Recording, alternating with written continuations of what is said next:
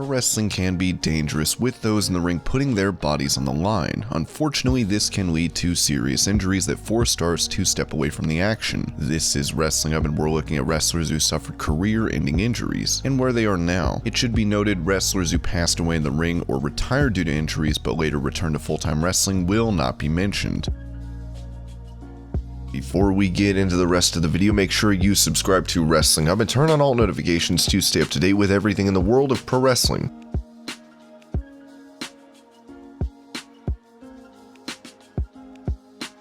Before wrestling, Droz was a famous football player. Unfortunately, his football career came to an end as he used to vomit too frequently. However, for Vince McMahon, this made Droz the perfect character. Seeing Droz puke at will seemed to satisfy Vince, who thought the entire thing was hilarious. He joined the Road Warriors and at one point started to wrestle Hawk. He tried out various different things in his career, however came to an almost immediate end in 1999. He was wrestling D'Lo Brown on SmackDown. Droz was wearing a loose shirt during the bout. When Brown tried to lift him up for the running powerbomb, Droz slipped from his grasp and landed on his neck, fracturing 2 vertebrae. He was taken to the hospital where he went through surgery to reduce pressure on his neck. The match was never seen by the public as it had been previously taped. Despite all the treatment he went through, he was left in a quadriplegic state with no movement below the neck. Since then, thankfully for Droz, he has regained the use of his upper body and arms. He worked for WWE as a writer and columnist and was even interviewed in the Dark Side of the Ring Brawl for All episode. Despite the severity of the injury, Droz made sure that it was known he held no grudge against Brown. I have no hard feelings towards D'Lo because stuff happens, and everyone who gets involved in athletics, including WWE, knows the risks that exist. It was an accident. Currently, Droz lives in South Jersey with his sister's family. He still requires a lot of medical care and has to lie down flat for periods of time each day, though he has remained somewhat independent thanks to support from WWE.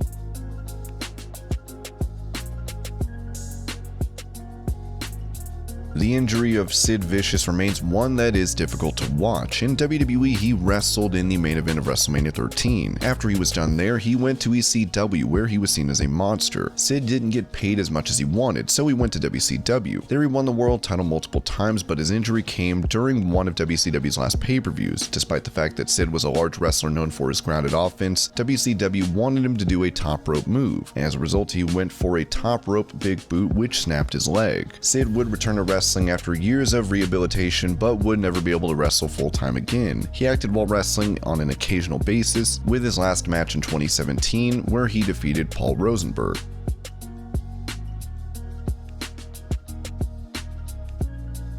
Paige had just started her career in WWE in the 2010s and seemingly had all the potential in the world. Unfortunately, she already had neck issues and in 2017 returned to WWE after a year-long absence and undergoing neck surgery. In a 6-woman tag match, Sasha Banks kicked her in the back, which caused a lot of pain to her neck, as the match had to be stopped. Since then, Paige has not been able to return to in-ring action. She had 6 screws put into her neck and had 2 fusion surgeries. She has been involved on Twitch and is in a relationship with Fallen in Reverse lead singer Ronnie Radke.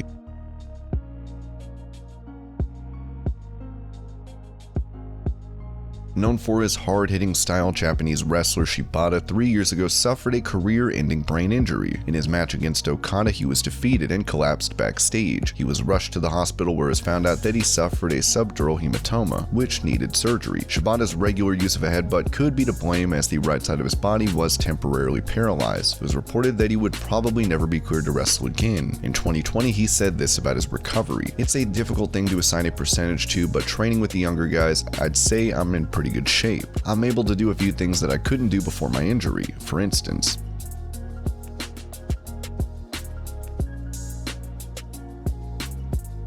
Chris Nowinski participated in the first edition of Tough Enough. Although he lost to Maven, WWE hired him. The company used the gimmick that he was a Harvard graduate, as he looked to have promise in a feud with William Regal. However, a failed spot in the 03 Royal Rumble saw his career come to an end. Edge and Rey Mysterio went for a drop kick on him, and unfortunately Edge landed on his head. Nowinski suffered a concussion, and although he tried to battle these symptoms, he had to retire at a young age. Since then, he's not stayed quiet about the issue of concussions. My eyes were opened in 2003 when when I had a series of concussions at WWE that I wasn't forthcoming about, and wasn't properly educated to recognize the damage I was doing by continuing to perform with concussions. After his career in wrestling, he started to write about concussions in Head Games Football's Concussion Crisis. He spread awareness and talked to the coroner and the police during the Chris Benoit case, asking them to see if concussions could have caused some of the issues in that tragedy. He was found to be correct, as Benoit's brain examination report showed extensive damage thanks to concussions that could have led to dementia. He also founded the Sports Legacy Institute, now known as the Concussion Legacy Foundation.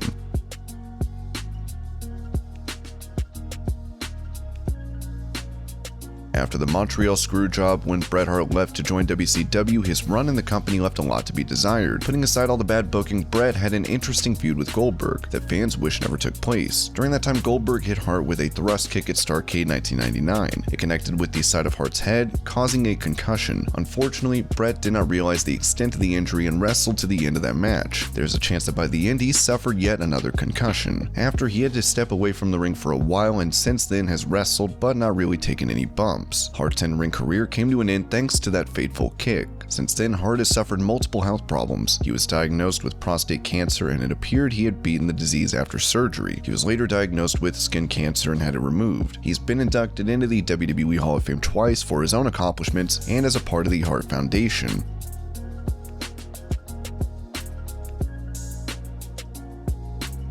The Dynamite Kid was one half of the British Bulldogs tag team. With Davey Boy Smith, he made waves in the tag division in the 1980s. Unfortunately, British Bulldog passed away in 2002 thanks to steroid abuse. However, Kid had been suffering from a time before that. In 1997, he started to have complications with walking thanks to back and leg injuries. In the end, he had to rely on a wheelchair, and it was found out he would never walk again. Dynamite Kid was also the inventor of the diving headbutt. The move was one that he regretted inventing, as he was told that it could have contributed to the health issues that he went through. He also suffered from heart problems. In 2018, on his 60th birthday, he passed away with the exact cause not reported.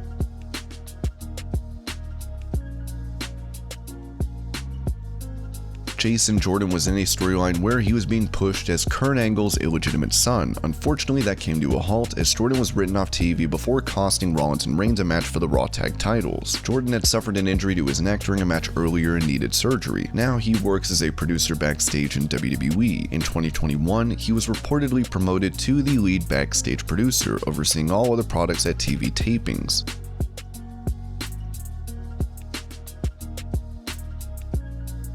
Yoshihiro Takayama had an enormous 25-year-long career, and despite being 276 pounds, he would often leave his feet to hit dropkicks. Unfortunately, it was his desire to do high-flying moves that brought it into his career and nearly his life. He tried a sunset flip in 2017, landing on his head and suffering a spinal cord injury, as he remains paralyzed from the shoulders down. Thankfully, other wrestlers and fans contributed to his family to help with the cost of medical bills.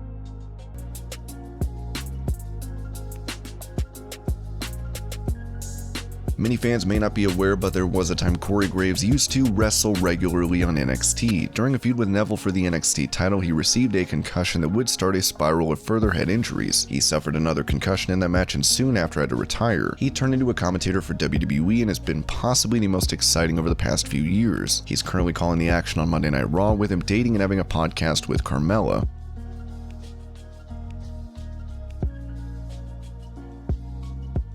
Tyson Kidd was wrestling Samoa Joe in a dark match where Joe hit him with a muscle buster. Unfortunately, the move would leave Kidd with a spinal cord injury. He had 16 staples, 4 screws, and a rod inserted into his neck. With a very low percentage of people who suffered this injury not surviving without being a quadriplegic, many were worried for Tyson. Still, he managed to beat those odds and is now a producer for WWE, while appearing on Total Divas alongside his wife Natalya.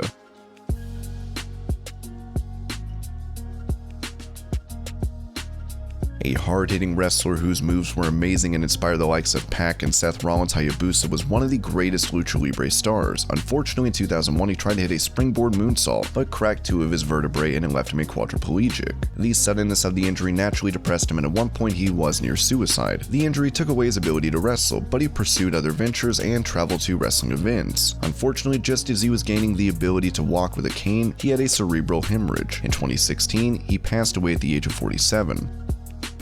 And these were wrestlers that had career-ending injuries. I hope you're all having a great day. Thank you so much for watching, and I'll see you later.